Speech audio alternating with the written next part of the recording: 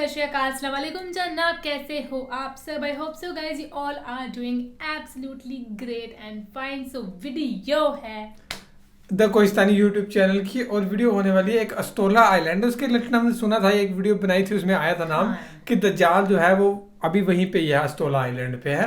तो पाकिस्तान, दज्जाल इन पाकिस्तान, ये वीडियो का टाइटल. अस्तोला आइलैंड है कहाँ? पाकिस्तान में है गाइस. तो यहाँ पे तो ये लिखा है दज्जाल इन पाकिस्तान, अस्तोला आइलैंड. सो फिलहाल सुनते हैं और फिर करते हैं बाकी बातें डिस्कस. दज्जाल के बारे में बहुत सारे हदीस हैं, लेकिन एक हदीस में हमें दज्जाल की एग्जैक्ट लोकेशन के बारे में बहुत सारे हिंट्स दिए गए. और ये हदीस हम सब ने बार बार सुनी हुई है कि एक दिन भरी महफिल में रसूलुल्लाह सल्लल्लाहु अलैहि वसल्लम के पास एक ईसाई आया और उसने इस्लाम कबूल करके अपना वाक़या सुनाया कि मैं और कुछ लोग अरब से मशरिक की तरफ रवाना हुए. हम अभी रास्ते में ही थे कि अचानक समंदर का मौसम बदल गया और हमारी कश्ती अपने रास्ते से भटक गई. एक महीना इधर उधर भटकने के बाद समंदर ने आखिरकार हमारी कश्ती को एक जजीरे के पास ला खड़ा किया. बड़ी कश्ती डॉक करके हम छोटी कश्तियों के जरिए उस जजीरे पे पहुंचे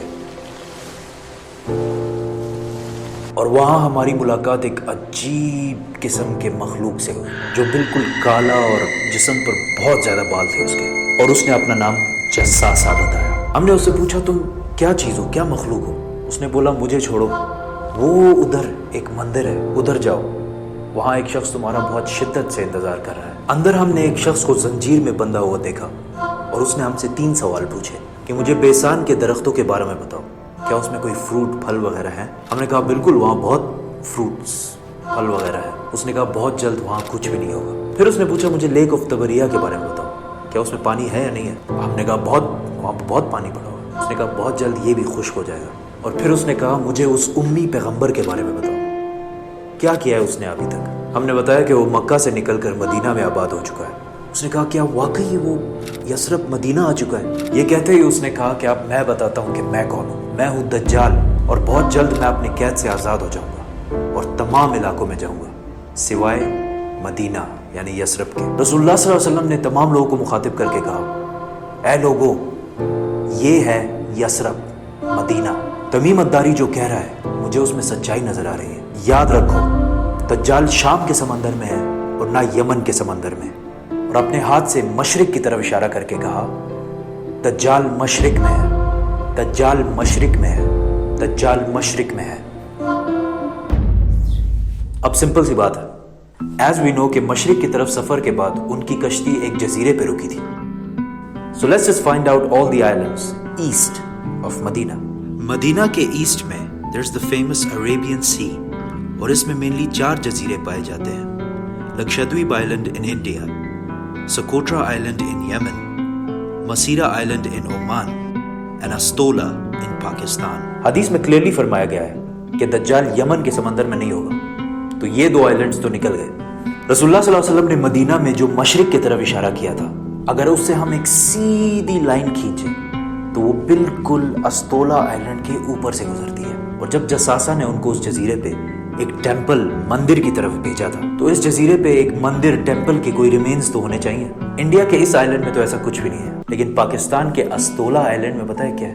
मंदिर. लेकिन ये तो 1450 साल पुरानी कहानी है. मंदिर तो अभी 40-50 साल पहले बना होगा. 2000 साल पुराना मंदिर.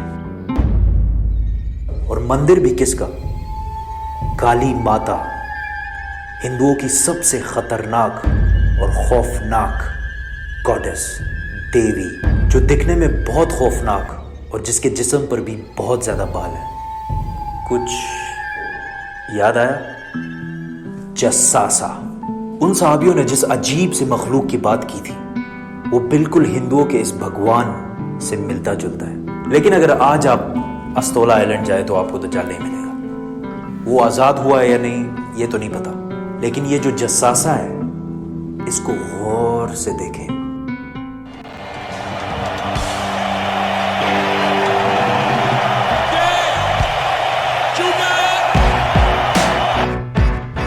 नाइनटीन 1970 के अमेरिकन म्यूजिक इंडस्ट्री के सबसे बड़े बैंड्स में से एक बैंड रोलिंग स्टोन्स है.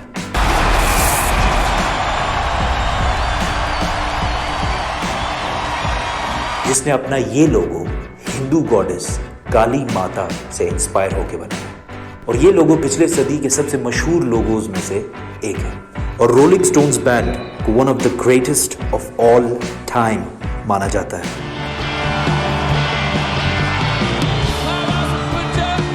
वन वे और द अदर दज्जाल के जजीरे वाले जसासा का पूरी दुनिया के म्यूजिक इंडस्ट्री और फिल्म इंडस्ट्री को शेप करने में बहुत बड़ा हाथ है। Coincidence? Or maybe not. So guys ये थी वीडियो। भाई इनकी वीडियो ना सही में बड़े पहले से बोलता हूँ बहुत अमेजिंग होती है ना, बहुत ज़्यादा एक सस्पेंस सा क्रिएट कर देती है लास्ट में ना, कि ये बात तो सही है भाई कि दज्जाल का हाथ बहुत बड़ा है म्यूज़िक इंडस्ट्री के पीछे है ना, और है ना कि हाँ सही में यार है ना कि जो भी म्यूज़िक इंडस्ट्री हमने बहुत से आर्टिस्ट देखे हैं भाई, वो साइन भी करते हैं ऐसे शो करके इल्यूमिनाटी को जिसको कहा जाता है ना, ट्रायंगल शेप में एक आँख होती है, वो दज्जाल का भी है और इल्यूमिनाटी का, वही चीज़ों को कंसीडर करा जाता है। और जिसको मतलब फेम नहीं मिलती उसको बहुत जल्दी से ये चीज़ें करके इस चीज़ में बीच में घुस के फेम मिल जाती है। तो हम भी यही करने वाले हैं फेम के लिए, हम भी यहाँ पे टैटू करवाने में भाई बहुत आर्टिस्ट ने कराया होता है उस चीज़ के लिए। लेकिन ये चीज़ भी है कि आप भाई अगर उस चीज़ को कराते हो तो आप पे उतना ही ज़्यादा भारी भी पड़ती है वो चीज़, कल कोई इल्यूमिनाटी अगर आप एक शैतान को अपने वश में कर रहे हो तो भी सी बात है फिर वो चीज़ें है ना आपको हार्म भी करेंगी। एंड बाकी फ़िलहाल ये थी video guys, thank you so much for watching the video. मिलते हैं नेक्स्ट वीडियो में।